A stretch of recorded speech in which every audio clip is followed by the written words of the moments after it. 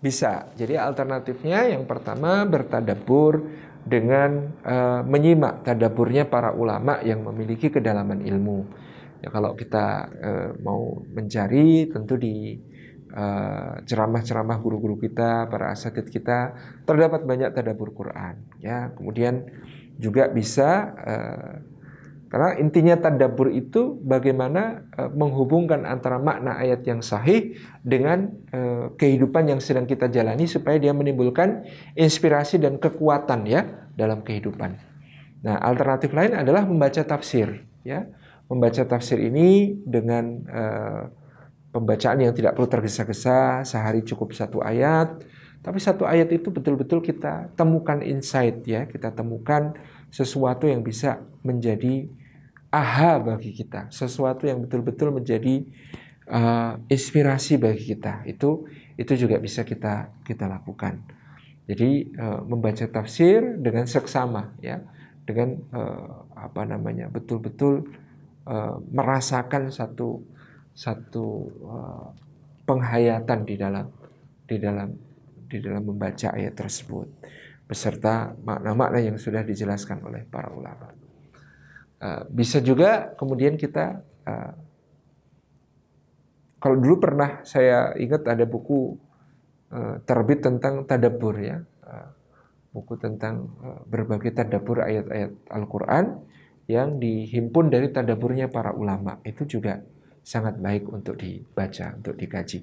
Jadi pada intinya yang disebut tadabbur adalah menghubungkan antara makna sahih ayat, bisa kita temukan dalam tafsir ya, diantaranya dengan kehidupan yang sedang kita jalani, supaya ayat-ayat ini memberi inspirasi dan kekuatan kepada kita untuk memberikan semangat kita untuk menghadapi apapun dalam kehidupan. Saran saya yang berikutnya adalah dengan membaca sirah. Kenapa membaca sirah? Karena dengan membaca sirah kita akan melihat bagaimana ayat-ayat Quran memberikan inspirasi dan kekuatan kepada Rasulullah SAW dan para sahabat dalam berjuang dan menghadapi berbagai tantangan-tantangan kehidupan mereka. Ya, ini tadabbur ya.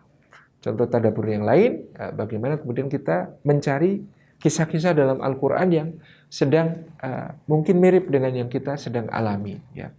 Imam Hasan Al-Basri itu mengatakan, setiap kali hidupku terasa berat, sempit, sesak, penuh suka duka yang mengguncang ya, kata beliau, maka aku membaca surat Yusuf.